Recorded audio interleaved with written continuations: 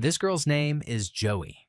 From a very young age, she developed the habit of climbing walls as a way to distract herself from her abusive home. She would always climb to the windows of her skyscraper home to gaze at the sky for comfort, while her elder brother bears the brunt of her father's violence. 20 years later, Joey, now an adult, is woken up by her alarm. As soon as she checks the time, she realizes she's late for work, so she quickly brushes her teeth without bathing. But as she leaves the door, she suddenly receives a call telling her to show up immediately at a nursing home. It turns out that her autistic brother, Michael, had been expelled from the nursing home for breaching their online security passes and leaking shady account information to the press. She tries to plead for a second chance, but the worker insists that her brother leave the nursing home immediately. We have no choice but to terminate his placement here immediately. That's good. As soon as she walks out of the office, her boss calls to fire her for not showing up for work, but she pleads with him and explains her brother's situation, so he tells her to show up immediately or risk losing her job. With no choice, she decides to take her brother to her workplace. On the bus to her workplace, she warns her brother not to play the hero, reminding him that the real world is harsh and urging him not to repeat his reckless actions of breaching security to expose corrupt corporations. After getting off the bus and rushing toward her workplace, Michael suddenly experiences an autistic episode in the middle of the road. No! Michael. No! Michael. Michael. Further delaying her from getting to work on time. After everything, she eventually arrives at her workplace, a skyscraper building. She makes arrangements for her brother to stay with a colleague while she works. When he begs her to let him stay with her, she explains that there will be a special party at the building, so he has to stay separate from her. As she gets into the building's elevator, two men walk in with a secretary. They begin to discuss the special party held at the building. It turns out they're both the CEOs and owners of the building. Joey finally arrives at her supervisor's office, but he mocks her for being late and reminds her she was dismissed from the military for her laid-back attitude. As punishment for being late, he orders her to clean all the windows in a section of the skyscraper building. Level 51, panel F51P118. So, she immediately sets off to work. While cleaning the windows, her co-worker Noah comes to join her, so she tells him about her autistic brother, who's waiting for her in the lobby. Unknown to her, Michael, while waiting in the lobby, sees an opportunity to sneak into the building, so he quickly sneaks in to find her. Meanwhile, the two company CEOs, Jeffrey and Gerald, hold an interview session with a journalist, during which they discuss their energy company, its sustainability practices, and the company's commitment to using renewable energy. After the interview, they supervise preparations for the shareholder gala event to be held in the building. As the CEO briefs the staff on how to act around all the important guests, Noah finishes his shift and leaves Joey alone to clean up the remaining windows. Later in the night, the building fills with important business partners and guests. As Joey cleans one of the windows, she sees her brother and yells at him to return to the lobby, but he refuses and walks away. She tries to go after him, but her supervisor calls and insists that she finish her shift before leaving. Meanwhile, a suspicious car stops in front of the building, and a group of men wearing scary masks steps out of it and storms into the building. They're immediately allowed access into the company. As soon as they enter the party room, the CEO's secretary mistakes them for performers, so she welcomes and leads them in. One of the masked men surveys the surroundings and sets his eyes on the two CEOs. While one of the CEOs delivers a welcoming speech to the guests, the other quietly slips away for a secret rendezvous with a pretty model in one of the office rooms. By coincidence, Joey, who's perched on a suspended scaffold after cleaning the windows, catches sight of the two making out. Annoyed by the unexpected scene, she quickly calls her supervisor, pleading for the scaffold to be remotely moved away from the window. Unknown to her, two masked men had raided the supervisor's office to kill everyone and to destroy the building's surveillance system. After this, they pull the controls to make the scaffold move down. Joey is confused at the downward movement and yells to the supervisor to move it upward instead. Derek, stop dicking around. Meanwhile, in the surveillance room, the masked men take off their masks, revealing their faces. One of them is a woman. She scolds her partner for killing innocent workers and tells him to stick to the plan. Then, she turns her attention to the computer and starts hacking into the building's security system. After a while, she manages to hack in and locks down the entire building. Meanwhile, in the party room, Another masked man interrupts the CEO's speech about sustainability and claims that everything he said was a lie. He then signals his partner, who tosses him a small device. As soon as he catches it, he presses a button, releasing a body-numbing gas into the building. The guests try to run, but their bodies quickly grow weak, and one by one, they collapse unconscious. Joey's brother notices the gas spreading through the building and quickly runs into another section to avoid breathing it in. Meanwhile, Joey, still on the suspended scaffold, sees guests collapsing inside and realizes what's happening. Without wasting time, she decides to grab the scaffold's chains and climb into the building. On the other hand, the leader of the masked intruders wakes up a few important guests and ties them up. They introduce themselves as the Earth Revolutionaries. As the leader explains their mission and why they raided the building, their partner in the surveillance room announces that all doors leading to the party floor have been locked and sealed, stopping any alarm from reaching the other floors. As the masked men count their hostages, they realize one of the CEOs is missing. They immediately begin searching the rooms. At the same time, Joey, still climbing the scaffold chains, spots one of them entering a room where the missing CEO lies unconscious. She watches as the man wakes him up and leads him toward the window. Then he removes his mask, and to Joey's shock, she sees that the masked man is her co-worker, Noah. As Noah carries the CEO away in a serving cart, Joey returns to the suspended scaffold and screams for help from people on the ground floor. Help! Hey! Look up! But no one hears her screaming due to the car noises. Feeling frustrated, she immediately secures herself to a static rope from the suspender and uses it to carefully lower herself down the side of the skyscraper building. While this is happening, the masked leader removes his mask and introduces himself as Marcus to the hostages. Unbeknownst to him, Joey lowers herself to the side of the building, finding a spot where she can clearly see the hostages and all the masked intruders from outside. From her position, Joey listens in on the conversation happening inside. Marcus, the leader of the intruders, tells the hostages that the CEO's sustainability speech was a lie and that the company has been secretly dumping billions of gallons of waste, harming the planet. He also reveals that their friend, an environmentalist who had planned to expose the company, was mysteriously found dead. Upon hearing this, one of the CEOs denies the accusation and even goes extreme to call them cowards, making Noah annoyed at his arrogance. But Marcus ignores the CEO and tells the other hostages to pull out their phones and expose the company's corruption in hopes that the company's stock prices will crash.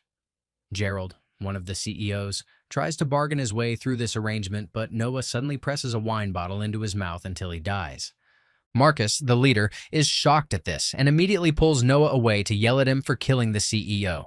As he warns Noah to stick to their original plan, Joey uses the distraction to return to the suspended scaffold. She finds a flammable paint in the scaffold and immediately paints SOS on the window before setting it on fire to notify people on the ground about the situation on the building floor. The flaming SOS sign immediately catches the attention of people on the floor, so they notify the police to check on the floor. Meanwhile, the hacker in the surveillance room catches wind of the flaming SOS situation, so she quickly notifies the other intruders, who begin to unbox their bags of bombs. Marcus is shocked again to see the bombs, which weren't part of their original plan. It turns out that Noah had made secret plans different from their original plan of just holding the people hostage. As he berates Noah for going against their plan, their hacker partner informs them that a cleaner must have set off the SOS alarm, so Marcus instructs Noah to find and kill the cleaner.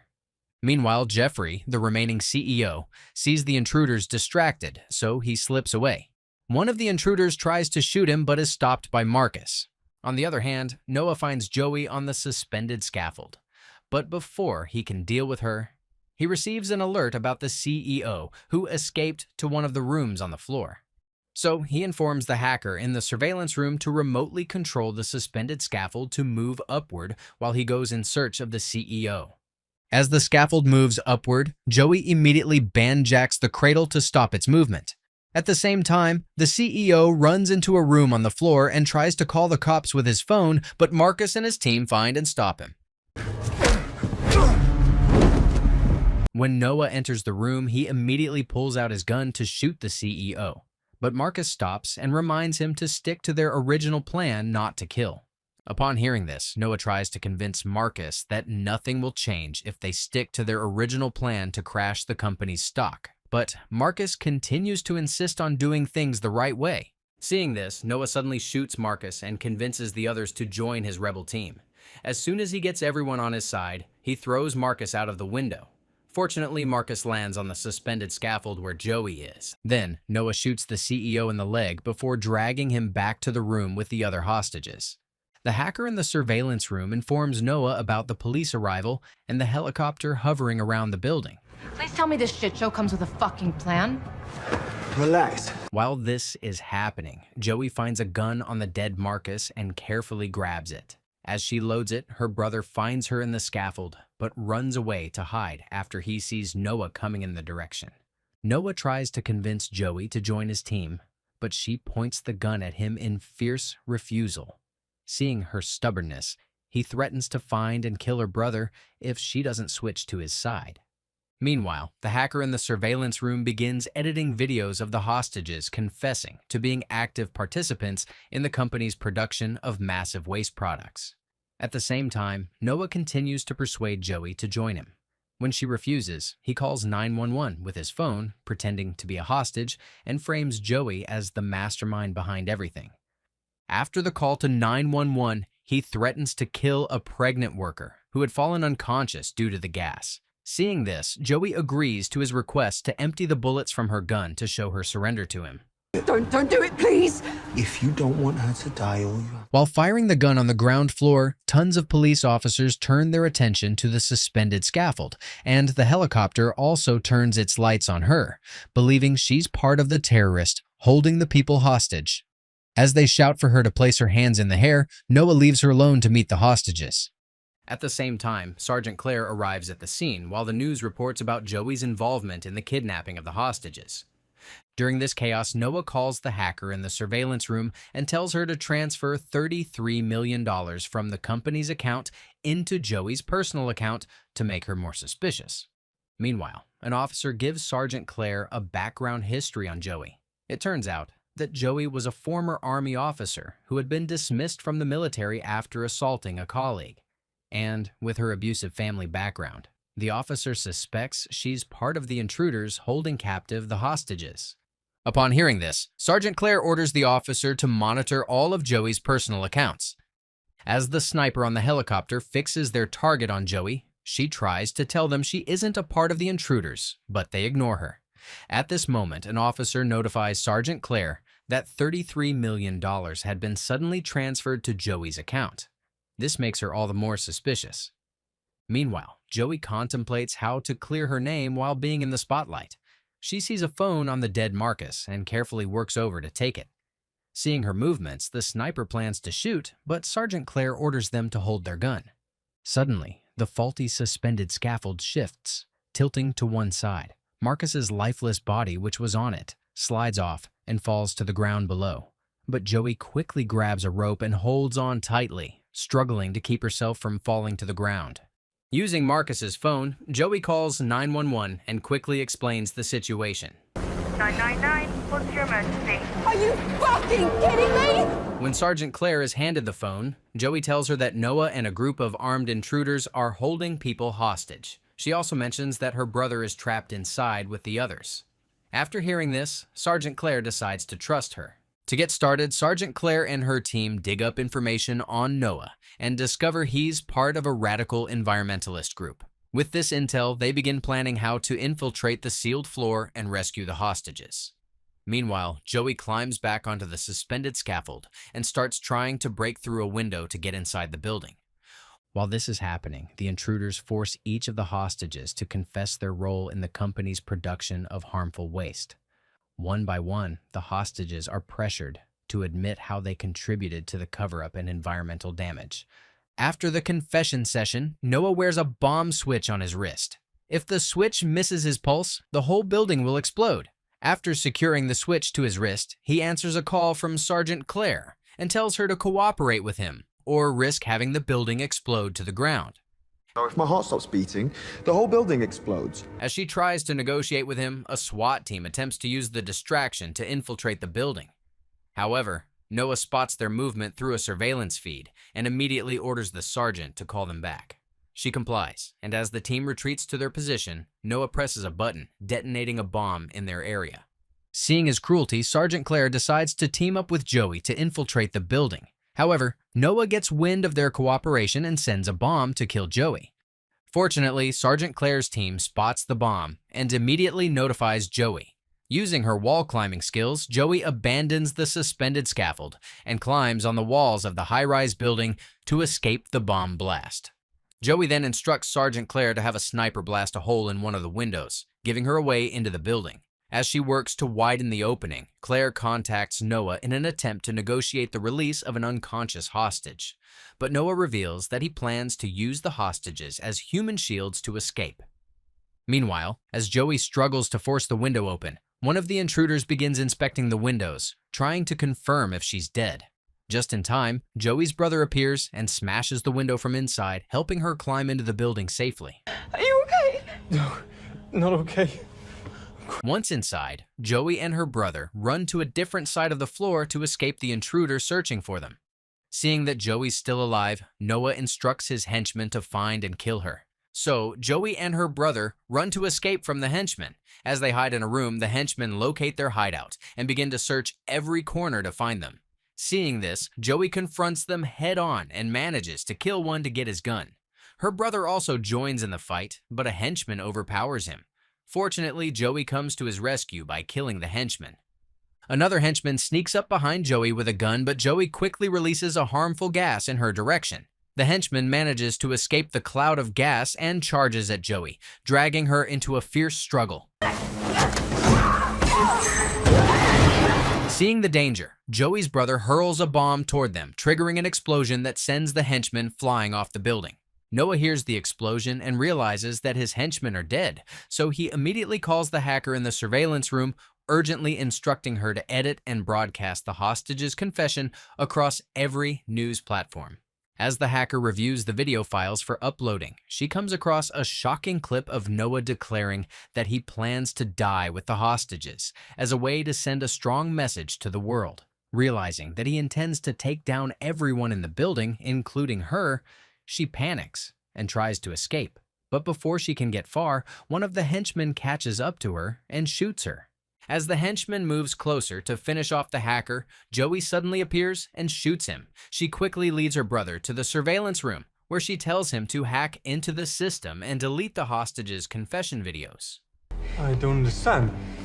It's the truth. For the Earth to heal, the human virus. Once he wipes the files, Joey takes a copy of the drive and calls Sergeant Claire to report their success. But the sergeant warns her to leave the building immediately, revealing that Noah plans to bomb it. However, Joey refuses and insists on staying to stop him. She explains that her brother is with her, so they agree that he'll be escorted down to safety while she goes after Noah alone. After convincing her brother to leave the building, she goes in search of Noah. Meanwhile, Noah wears explosive on all the hostages, planning to make them explode if his plan goes south. Afterwards, he goes in search of Joey. At the same time, a SWAT team prepares to go into the building. As they enter, the sergeant tells them about the bomb switch on Noah's wrist and that killing Noah will make the building explode. Meanwhile, Noah and his henchmen surround the building floor in search of Joey. As they split up to cover more ground, she uses this to her advantage, taking them down one by one.